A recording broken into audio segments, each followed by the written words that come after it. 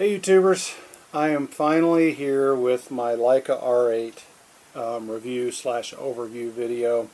I know it's taken a while, but I needed some time to do some shooting, and activities and weather was not permitting the way I wanted, so I didn't really have time to shoot much. But I got a few rolls of film through the camera now, and have familiarized myself with its operation, basic operation, and so I can talk about it. So first off, why did I get a Leica R8? Well, as you know, I've done a lot of videos on the Contax series of rangefinders, of SLRs, because I have a few of them, and I like the way they're made, and I've always liked Contax, but I've always liked Leica as well. And if I'm honest with myself, I think I bought a Contax 35mm film SLR the first time because I kind of wanted a Leica, but they were a little too much for me to spend the money on. And so I was like, but I always like Contax too. Let's see how much those are. And they were a little more affordable. Their lenses are more affordable. So I leaped onto Contax, and then got into a huge buying spree on them. I'm going to shoot it for a while before I decide once and for all which is going to be my 35mm film SLR of choice. Right now the Leica is doing me well. I kind of like the way it fits my hand, etc. We'll get into that. So let's talk about the Leica R series itself and this R8 specifically. There's a bit of history behind these things, as you might imagine. Leica's been in business for a long time. Leica's mostly known for their rangefinders, and their rangefinders are called the M series. I've got videos on those, and plenty of other people do too. They're basically known as the finest rangefinder available on the market. Leica's a little less known, however, for their SLR line, even though their SLR line has been around for a while. The SLR line started with the SL, and that was in the 60s at some point.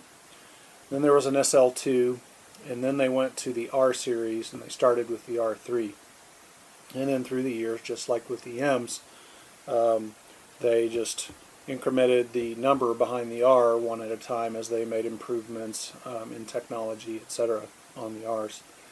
So interestingly, they got to R8 and R9 back in the 90s, whereas the M series, I guess you could argue, moved along a little more slowly because the M8, which is a digital camera, didn't come out until 2002. I don't really remember when that was. 2004 maybe. All that being said, I'm going to talk about the R8, and you can consider this to also be an R9 review. They're almost the same. They've got a few slight differences in features, and the R9's a little lighter.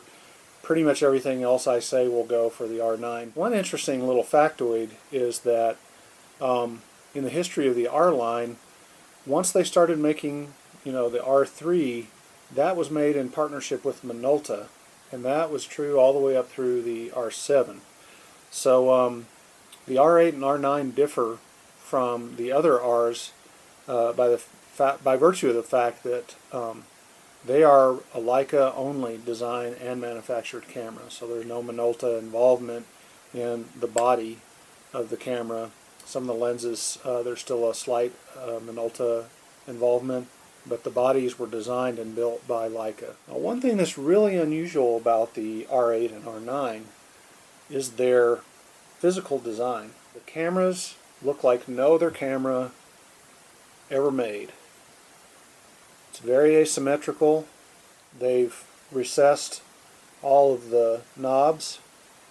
Probably more correctly, you would say that they have raised the top plate of the camera to cover the knobs, because you notice the pentaprism almost doesn't appear at all. So they've really kind of pumped up the shoulders on the camera, and then left the dials where they were, and let the shoulders, the top plate, kind of come up around the dials. I think it's a love it or hate it look. I happen to love it. I think it's a very bold, kind of masculine sort of design with these angles and curves, etc. I think it's a beautiful example of industrial design in a camera, and it makes me feel like Leica just threw away the rule book in terms of designing the physical nature of a camera and did what made sense to them. It's very easy to grip. It's got a molded thumb grip back here. and then it's got this hand grip here that actually is where the batteries go. And then over here it's thinner because you're not really going to do anything over here with your hand. Generally you're going to, you're going to cradle the lens like this. And so it makes for a very nice handling camera. I have heard that people with smaller hands will find it difficult to reach the shutter button. There's a solution for all of this shutter button issue that I'll get into a little later. So all that being said, let's move on and talk about the R8 and R9 specifically in terms of features. The R8 is a manual focus camera, like most Leicas, but it does have a lot of automation elsewhere. It is manual wind. That's a little different in this price range.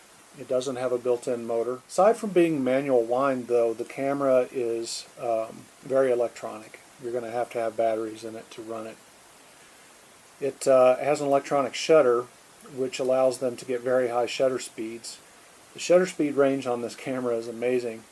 On the dial, you can go from 16 seconds to 1/8,000th of a second, with half-stop intervals in between. And it's got this nice big fat dial. It's really easy to grab, and it is sort of recessed and then sticks out in the front. That's one thing I like a lot about this camera, is the location of the shutter dial. It does have auto exposure modes. It's got fairly sophisticated auto exposure. It's got aperture priority and shutter priority, as you would expect. It also has a program mode, and that program mode is shiftable by using the shutter speed dial.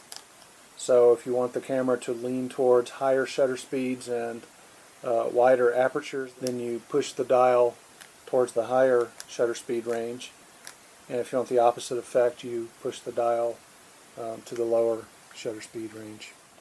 In terms of metering, this camera offers three styles. It offers center spot metering. It offers an averaging center weighted, the typical kind of metering mode, and then it offers a kind of a matrix evaluative mode that I guess there's some software support for this, and most cameras have it these days, where the meter is segmented into different parts of the picture.